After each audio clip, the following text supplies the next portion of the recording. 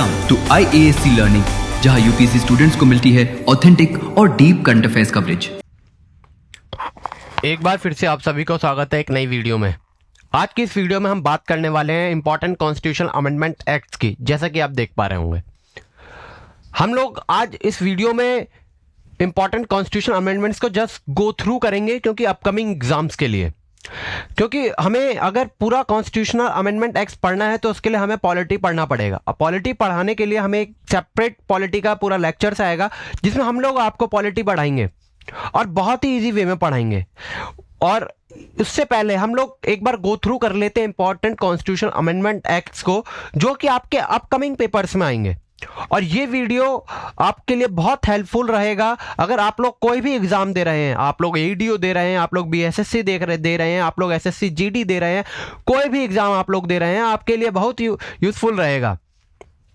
और आप लोग इसको सत्यनारायण भगवान की कथा की तरह सुन लीजिए, लेकिन अगर आप सत्यनारायण भगवान की कथा की तरह सुन रहे हैं तो इसको 1 से 2 बार देखिए, और नहीं तो आप इसको नोट्स बना लीजिए, या आपने कोई बुक पढ़ा होगा, इस लेक्चर को पढ़ लीजिए, फिर उसके बाद उस बुक को देख लीजिए, आपका सब क्लियर हो जाएगा।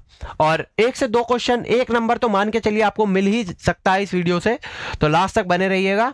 चलिए वीडियो में आगे चलते हैं। अब हम बात करते हैं कॉन्स्टिट्यूशन के अमेंडमेंट की। जो फर्स्ट हमारा कॉन्स्टिट्यूशनल अमेंडमेंट एक्ट आता है वो आता है हमारा 1951 में। इसमें क्या करा जाता है, इसमें जमींदारी सिस्टम को एबॉलिश करा जाता है।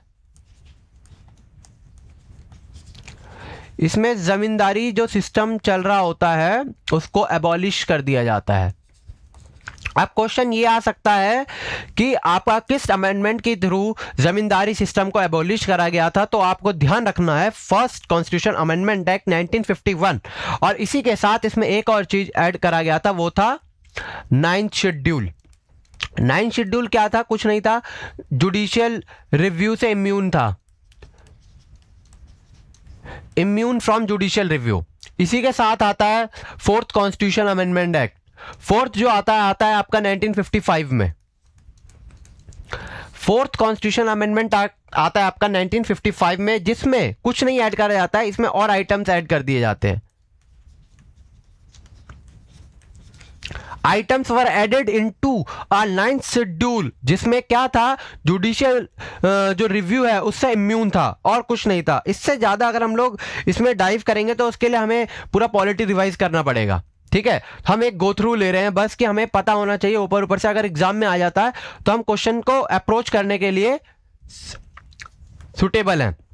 नेक्स्ट हम देखते हैं कि 7th कब आता है, ये 1956 में।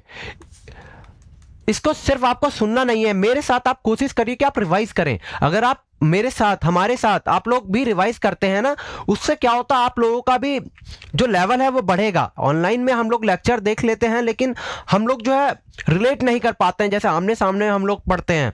तो इसीलिए आप लोगों को हमारे साथ रिवाइज करता हुआ चलना है। जैसे हम बोले फर्स्ट 1951, हाँ, जमींदारी सिस्टम एबॉलिश हुआ। उसके बाद क्या हुआ, 9th शेड्यूल वर एडेड, उसमें क्या था, जुडिशियल रिव्यू इम्यून था। तो ये आप लोगों को हमारे साथ चलना है रिवाइज करते हुए। इससे क्या होगा, आपका जो कॉन्फिडेंस लेवल है वो बूस्ट हो जाएगा। ठीक है, और इसमें क्या करा गया था, इसमें आपका इंप्लीमेंट करा गया था state reorganisation act. State reorganisation act को इंप्लीमेंट करा गया था। ठीक है, इसी के साथ आपका इसमें क्या करा गया था, कॉमन हाई कोर्ट 1956। इसमें कॉमन हाई कोर्ट्स, यानी जैसे किसी 2 स्टेट के लिए कॉमन हाई कोर्ट हो सकता है, किसी 2 स्टेट के लिए कॉमन गवर्नर हो सकता है। और इसी के साथ इसमें एक आर्टिकल ऐड करा गया था, जो था article 350 capital B. Capital B, capital A हम कभी भी कहें तो इसका मतलब है ये आर्टिकल अमेंडमेंट के थ्रू ऐड करा गया है। कैपिटल लेटर का मतलब वो होगा, इसीलिए हम एम्फेसाइज कर रहे हैं आर्टिकल 350 कैपिटल बी। तो ये एडिट करा गया था। और एडेड इसमें क्या था, इसमें था special officer for linguistic minorities. Linguistic minorities. और हम अभी आपको गधा की तरह गला फाड़ फाड़ के बता रहे हैं, और पेपर में आप लोगों को ढैंचू ढैंचू करके नहीं आ जाना है। पेपर में आपको टिक मार के आना है। इस वीडियो को आपको 2 बार देखिए, 3 बार देखिए, लेकिन पेपर में आपको सही करके आना है, ठीक है। चलिए आगे देखते हैं। आगे अगर हम बात करें 10th, वैसे तो इतना इंपॉर्टेंट है नहीं, लेकिन फिर भी हम लोग एक बार देख लेंगे। 1961 में आया था। इसमें क्या करा गया था? दादर एंड नागर हवेली को यूटी बना दिया गया था, ठीक है। इसी के साथ अगर हम थोड़ा सा देख लें, इंपॉर्टेंट उतना नहीं है, लेकिन फिर भी एक बार ध्यान रहेगा तो पेपर में अगर आ जाता है तो आप लोग ऑप्शन को टिक कर पाएंगे। तो 11th कॉन्स्टिट्यूशन अमेंडमेंट 1961, इसमें क्या करा गया था? इसमें वाइस प्रेसिडेंट के इलेक्शन से रिलेटेड जो क्लॉज थे उसे अपडेट करा गया था कि लोकसभा राज्यसभा दोनों का पार्टिसिपेशन होगा। 12th कॉन्स्टिट्यूशन अमेंडमेंट एक्ट कब आया था? 1962 में। हमारे साथ बोलते चलिए आप लोग भी, इससे आप लोगों का पार्टिसिपेशन रहेगा वीडियो में। वीडियो में कमेंट करिए कि हाँ 12th कॉन्स्टिट्यूशन अमेंडमेंट एक्ट 1962 क्या हुआ?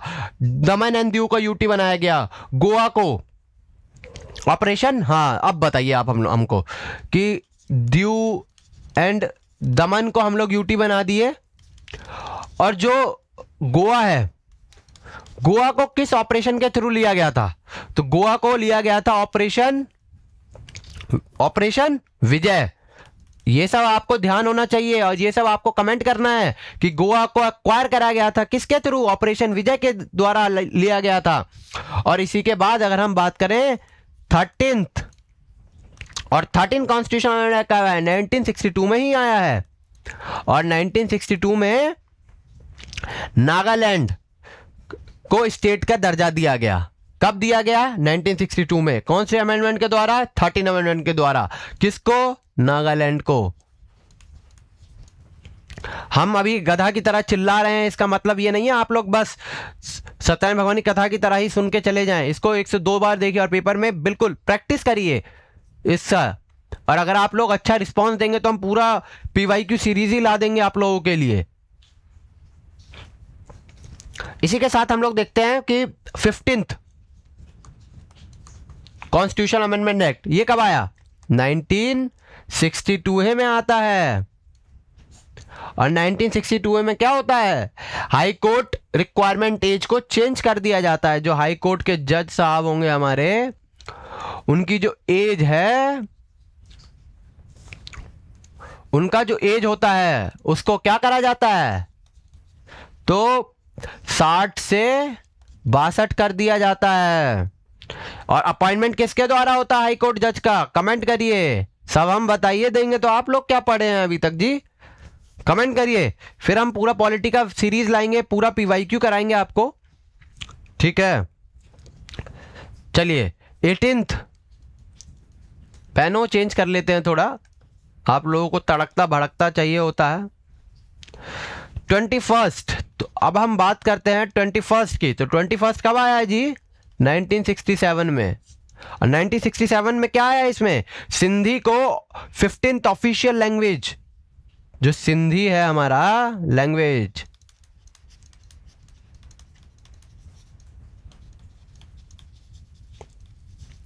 कहाँ ऐड करा गया? तो 8th शेड्यूल में। और 8th शेड्यूल में अभी कितना भाषा है? कमेंट करके बताएं। और इसी के साथ जो हमारा इंपॉर्टेंट हो जाता है 24th 1971। तो 1971 में जो 24th आया उसमें क्या करा गया था? Parliament has the power to amend any part of the constitution. इसमें क्या करा गया था? Parliament has the power to क्या करने का? अमेंड। अमेंड किसको करेंगे? Amend any part of constitution including किसको? Fundamental rights. और it is obligatory upon president to give assent to constitution amendment act. और ये ऑब्लिगेटरी था किसके लिए? कि प्रेसिडेंट को असेंट देना पड़ेगा कॉन्स्टिट्यूशन अमेंडमेंट एक्ट के लिए। तो ये सब आपको ध्यान रहना चाहिए जी। चलिए, और इसी के साथ हम देखते हैं नेक्स्ट 26 कब आया है? 1971। और 1971 में क्या करा गया था? इसमें एबॉलिशन ऑफ प्रिवी पर से।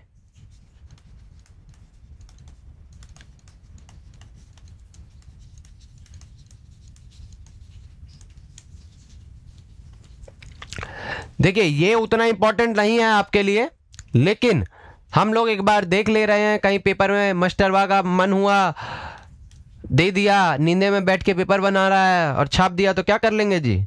इसीलिए देख ले रहे हैं। तो 31st अमेंडमेंट एक्ट जो आया हमारा, वो कब आता है? 1973 में। और इसमें क्या करा जाता है? तो जो हमारी लोकसभा की सीट्स हैं उसको बढ़ा दिया जाता है। कितने से?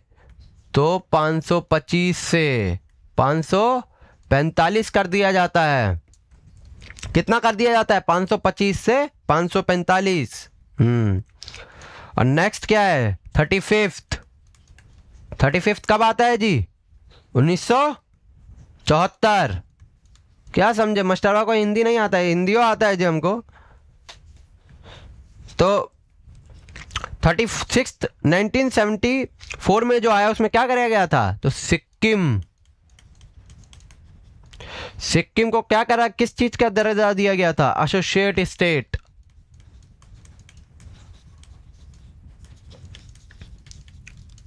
Associate state. अब आप हमको ये बताइए कि इसको ऐड किस आर्टिकल के थ्रू करा गया था? आर्टिकल 2A करके कुछ आया था? बताइएगा कमेंट में, नहीं तो रिवाइज करिएगा। और इसी के साथ फिर आता है 36th। ये कब आता है? 1975 में। इसमें क्या था जी? सिक्किम को क्या करा गया था? अब फुल फ्लेज स्टेट का दर्जा दिया गया था।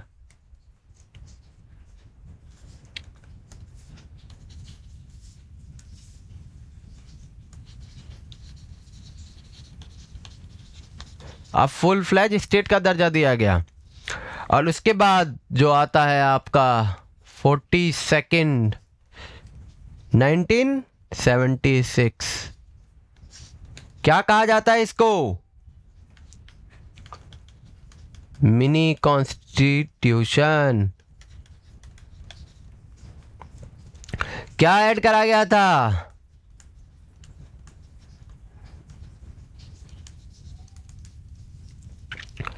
सोशलिस्ट,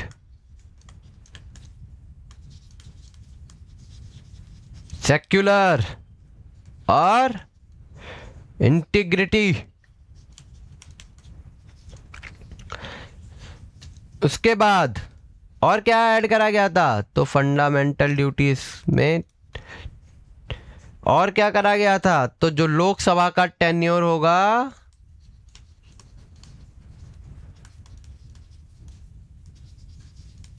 उसको 5 ईयर से 6 ईयर कर दिया गया था।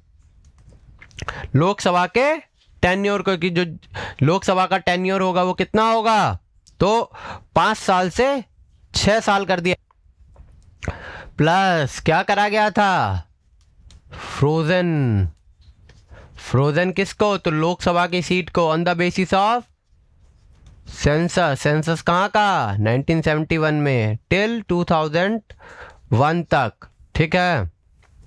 और इसके बाद restriction upon judicial review power of high court और सुप्रीम कोर्ट। प्लस क्या करा गया था? 5 subject transferred from state list. हाँ, अब देखिए यहां से क्वेश्चन बन सकता है कि जो 5 सब्जेक्ट्स था जिसको स्टेट लिस्ट से ट्रांसफर करा गया था, किसमें? कंकरेंट लिस्ट में। तो कौन कौन सा था? लीजिए थोड़ा पेन चेंज कर देते हैं, ठीक है। कौन कौन सा था बताइए? एजुकेशन, और क्या था? फॉरेस्ट, और क्या था बताइए? जस्टिस, और क्या था? प्रोटेक्शन ऑफ वाइल्ड लाइफ,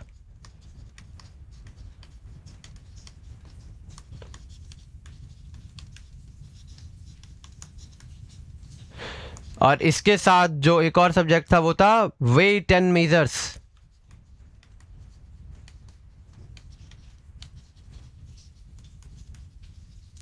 ये 5 सब्जेक्ट को स्टेट लिस्ट से कंकरेंट लिस्ट में ट्रांसफ़र करा गया था।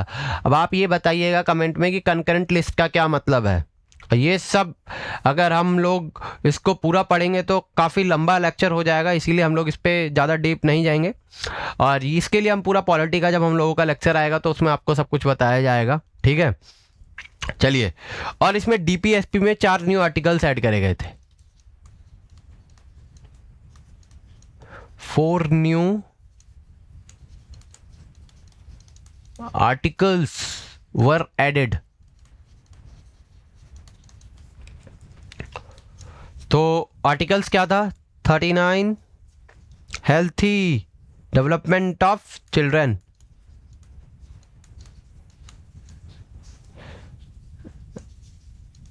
Development of children.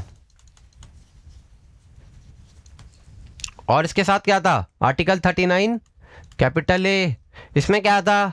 Free legal aid for poor.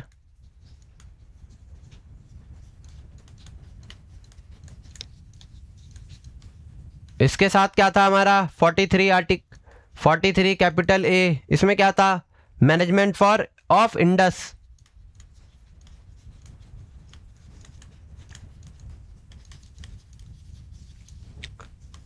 और इसी के साथ था 48 ए, इसमें क्या था हमारा? इन्वायरमेंट।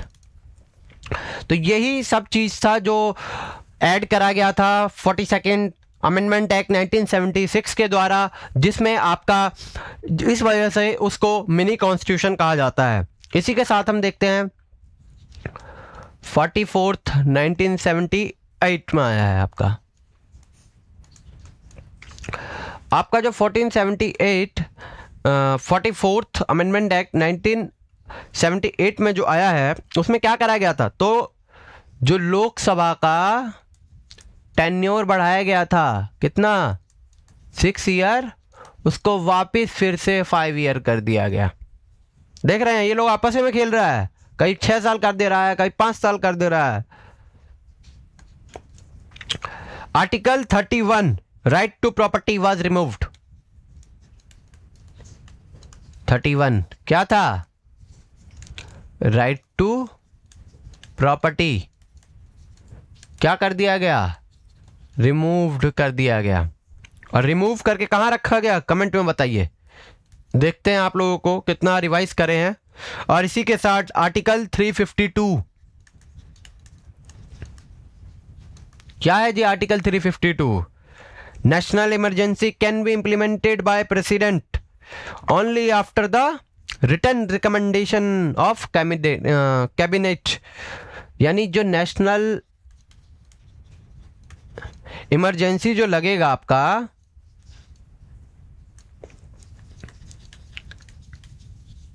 Can be implemented. तो ऐसा नहीं है कि प्रेसिडेंट लगाया प्रेसिडेंट के ही द्वारा जाएगा, लेकिन प्रेसिडेंट अपनी मर्जी से नहीं लगाएंगे, ओनली आफ्टर क्या? Written recommendation.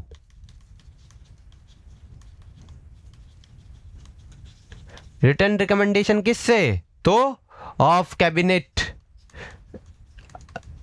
जब उनको कैबिनेट से एक रिटन रिकमेंडेशन जाएगा कि आप नेशनल इमरजेंसी लगना है, तब वो लगाएंगे। और 2 टर्म को रिप्लेस करा गया। किसको? रिप्लेस्ड। ये सब क्वेश्चन आया हुआ है पीवाईक्यू में, ठीक है, आप लोगों को सिर्फ ऐसे ही नहीं लेके चलना है, सब क्वेश्चन आया हुआ है पीवाईक्यू में, ध्यान रखिएगा। ये 44th अमेंडमेंट एक्ट भी उतना ही इंपॉर्टेंट है 1978, क्योंकि देखिए 6 ईयर के टेन्योर को दोबारा से 5 ईयर कर दिया गया। आर्टिकल 31 को रिमूव कर दिया जा रहा है। आर्टिकल 352 में प्रेसिडेंट की ऑब्लिगेशन है कि कैबिनेट का रिटर्न रिकमेंडेशन चाहिए, और रिप्लेस करा जाता है the term internal disturbance by armed rebellion.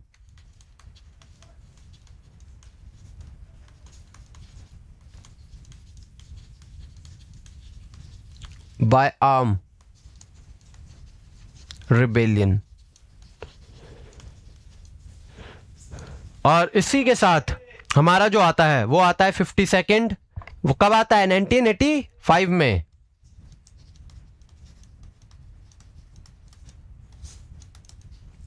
और इसमें क्या करा जाता है? तो 9th schedule, sorry 10th schedule. 10th schedule में क्या है जी? Anti defection.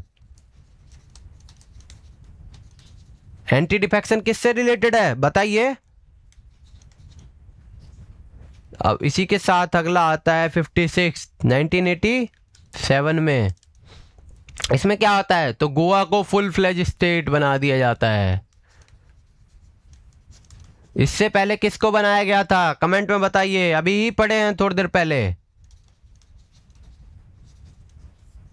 और इसी के बाद आता है हमारा 58। वो कब आता है जी? 1987 में ही आता है, हाँ 1987 में आएगा। तो उसमें क्या करा जाता है? The translation of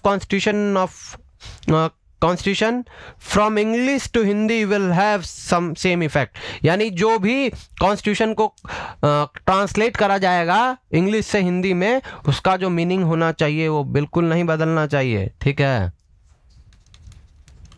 translation of English Hindi of constitution. ठीक है, इसके बाद अगर हम देखें तो एक और इम्पॉर्टेंट हमारा हो जाता है 61st कब आया? 1989 में। 1989 में क्या करा ये लोग? रिड्यूस, क्या करा? रिड्यूस्ड वोटिंग एज कितना से जी? 21 से 18 कर दिया है। तभी तो आजकल छोरा छोरी सब क्या करेगा? एक उंगली पे जैसे ही लगाएगा और स्टेटस लगा देगा, अब हम वोट दिए हैं। अब वोट किस पे दिए हैं? जात पर वोट दिए हैं। इसी के साथ अब हमारा आता है नेक्स्ट 69 कब आता है जी? 69 आता है हमारा 1991 में। 1991 में क्या करा जाता है? दिल्ली की सीएम कौन है जी? रेखा गुप्ता। वो तो मचा रखी है एकदम, सोशल मीडिया पे कोनो दिख रहा है तो खाली रेखा गुप्ता जी ही दिख रही हैं, वो छाई हुई हैं खाली। एक QI है, एक QI नहीं है जी, एयर क्वालिटी इंडेक्स नहीं है, AIQ है। AIQ क्या है जी? AIQ है टेम्परेचर नापना है जी। बिल्कुल, एग्जाम में आए तो ये AQI नहीं है, AIQ है। कौन बोला था? दिल्ली की सीएम बोली है। क्या हाल है देखिए। चलिए आगे चलते हैं, ये सब छोड़िए। अच्छा, एक शायद हम लोग आपको बताना भूल गए, दिल्ली को NCT दिल्ली कर दिया था प्लस 70 सीट लेजिस्लेटिव असेंबली। ठीक है, दिल्ली का ही। और इसी के साथ आता है हमारा 71st 1992। इसमें क्या करा जाता है? 71st जो आता है हमारा 1992 में, इसमें नेपाली 16th नंबर पे नेपाली, और कौन था जी? मणिपुरी,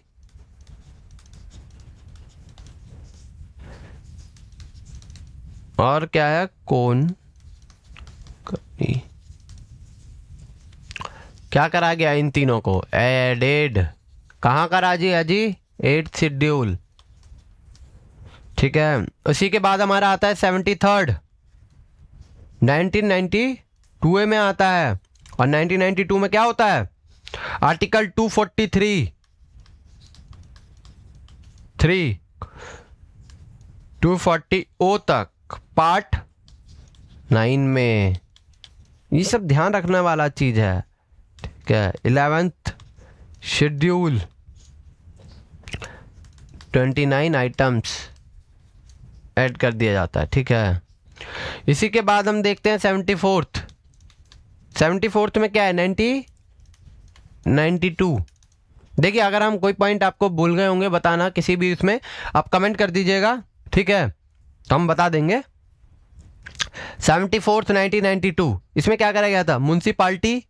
क्या म्युनिसिपालिटी बताइए कुछ, अगर आप लोगों को कुछ याद है कुछ कमेंट तो करिए, तभी तो पता चले आप लोग कितना याद रखे हैं, कितना रिवीजन करे हैं। पेपर आया हुआ है, पेपर सर पे है, तो क्या करा गया इसमें, तो म्युनिसिपालिटी क्या किया गया जी, कॉन्स्टिट्यूशनल दर्जा दिया गया। कॉन्स्टिट्यूशनल दर्जा दिया गया, क्या क्या करा जाता है, आर्टिकल 243 पी से आर्टिकल 243 ZG, हाँ ZG। और इसमें साथ ही में एक पार्ट ऐड करा जाता है 9 कैपिटल A, ठीक है। और इसी में 12th शेड्यूल में क्या करा जाता है, 18 आइटम्स वर एडेड। किससे रिलेटेड, म्युनिसिपालिटी से रिलेटेड। 74th अमेंडमेंट याद रखना है 1992 का, कि जी दर्जा मिलता है कॉन्स्टिट्यूशनल अमेंडमेंट एक्ट का, ठीक है। और इसी के साथ हम देखें तो 84th कब आता है, 84th आया है जनजीवा भाई सबके टाइम में, 2001 में। सीट फ्रोजन टिल 2026, तो इसमें सीट को फ्रोजन कर दिया जाता है कब तक, 2026 तक। और ये कब करा गया था, एक और अमेंडमेंट एक्ट में हुआ था जिसमें 2001 तक करा गया था। अब अभी पढ़ते हुए आए हैं आप लोग, तो देख के बताइएगा कि कब कराया गया था कमेंट में। और इसी के साथ हमारा 86 आता है 2002 में।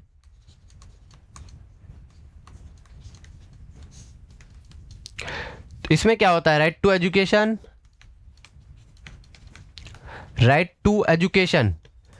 और राइट टू एजुकेशन के साथ क्या करा जाता है, आर्टिकल 21 कैपिटल A, आर्टिकल 45 कहाँ पर है, DPSP। ये कहाँ है बताइए, fundamental rights, right to life, इसी में आता है नहीं, देख के बताइए, सब हमें बता देंगे। तो आप लोग क्या पढ़े हैं, क्या रिवाइज कर रहे हैं, आर्टिकल 21A कैपिटल। और उसके बाद आता है आपका आर्टिकल 51A कैपिटल है, और इसमें 11 ड्यूटीज होती हैं। किसकी, क्या है बताइए, 51A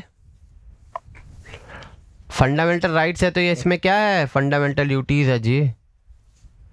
89th कब आता है, 2003 में, 2003 में। इसमें क्या बनाता है, national commission for schedule caste and schedule tribe bifurcate करा जाता है, नेशनल कमीशन।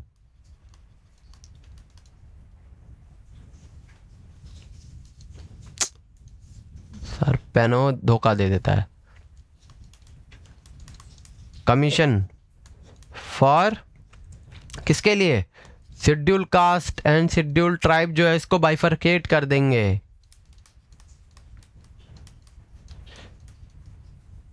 एक को देंगे हम आर्टिकल 338 और एक को देंगे 338 कैपिटल A में, ठीक है। और इसी के साथ 92nd आ जाता है 2003 में। इसमें क्या होता है, इसमें language added in 8th schedule. अब देखिए 8th शेड्यूल में ऐड करा जाता है लैंग्वेज को। कौन कौन सा लैंग्वेज ऐड करा जाता है जरा देख लें। तो इसमें हमारा लैंग्वेज ऐड होता है 19 नंबर पर बोडो, डोगरी, मैथिली। ये जो ये मैथाली कहता है जी, ये मैथिली होता है। दरभंगा सबके साइड हम लोग मैथिली बोलते हैं। और सांथली, संथाली। तो ये 4 लैंग्वेज को 8 शेड्यूल में ऐड करा गया। कब करा गया? 92 2003 में। और ये क्वेश्चन बहुत बार पूछा गया है, ठीक है, पेपर में। उसी के बाद आता है 96 में। कब आता है 96 आपका? 2011 में। 2011 में इसमें क्या करा जाता है? उड़िया को ODIYA, ठीक है, और उड़ीसा को ORRISA, उड़ीसा को ODISA कर दिया जाता है। और इसके बाद आता है आपका 97। कब आता है जी? 2011 में आएगा।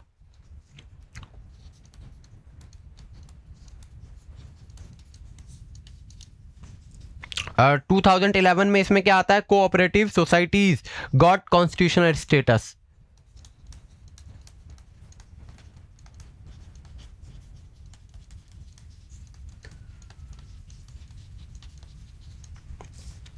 और इसी के साथ article 43 capital B part 9B था क्या? एक बार देख लीजिएगा। 243 ZH से 243 ZT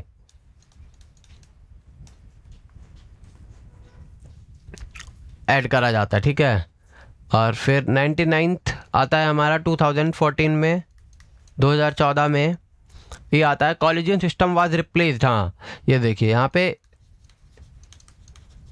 कॉलेजियम सिस्टम को रिप्लेस करने का बात करा गया एनजैक के साथ।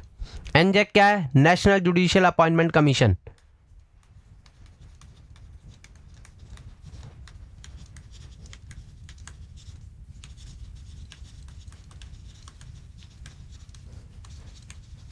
और ये कॉलेजियन सिस्टम से रिलेटेड आप लोग जज केसेस पढ़े होंगे 1 2 3, तो थोड़ा रिवाइज कर लीजिएगा, ठीक है।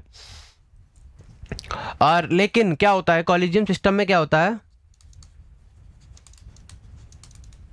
आपका CGI होंगे प्लस 4 सीनियर जज होंगे। और इसमें क्या कर दिया जाता है? इसमें कहा जाता है कि जो आपका जजेस होंगे बट सुप्रीम कोर्ट जो है इसको डिक्लेयर कर देती है। Supreme court declared एनजैक unconstitutional.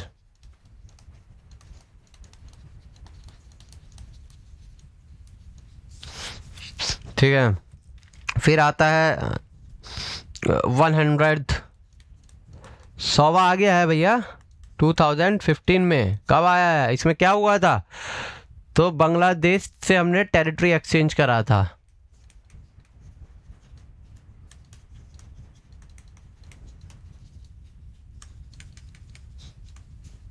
Modi ji आ गए हैं हमारे इसमें।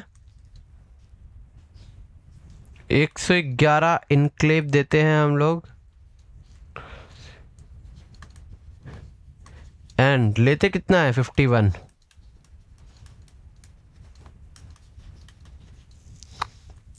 और 101 तो सबको ही याद है।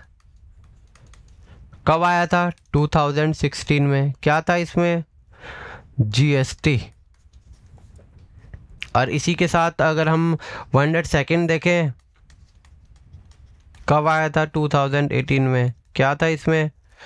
इसमें था हमारा national commission for backward class. National commission for backward class. और इसमें क्या था? आर्टिकल 338 कैपिटल बी में। ठीक है। और इसी के साथ एक बार देख लेते हैं 104th आया हमारा 2020 में। और इसमें क्या ऐड करा गया था? तो जो 2 सीट थी एंग्लो इंडियंस की, इसको रिमूव कर दिया गया, हटा दिया गया, एबॉलिश कर दिया गया। और अब जो लोकसभा की सीट बची थी वो बची थी 545 से 543। इसी के बाद हमारा 105th 105 आता है हमारा, हाल फिलहाल का ही है, ईयर हम बोल रहे हैं थोड़ा। इसमें करा गया था आपको restore the power of state governor to identify OBC, power of governor to find OBC, ठीक है, देख लीजिएगा ये थोड़ा। और 106 तो हम सभी को पता है, 1/3 seat reserve for women.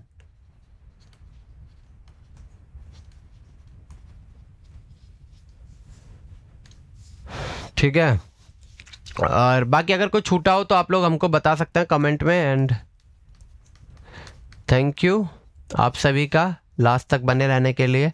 Next अगर आप लोग अच्छा सपोर्ट रहता है तो हम लोग PYQ सीरीज़ लाएंगे। PYQ सीरीज़ के साथ हम लोग लाएंगे पॉलिटी का कंप्लीट लेक्चर, जियोग्राफी का कंप्लीट लेक्चर, हिस्ट्री का लेक्चर, और इसी के साथ आप लोग हम लोगों को फॉलो कर सकते हैं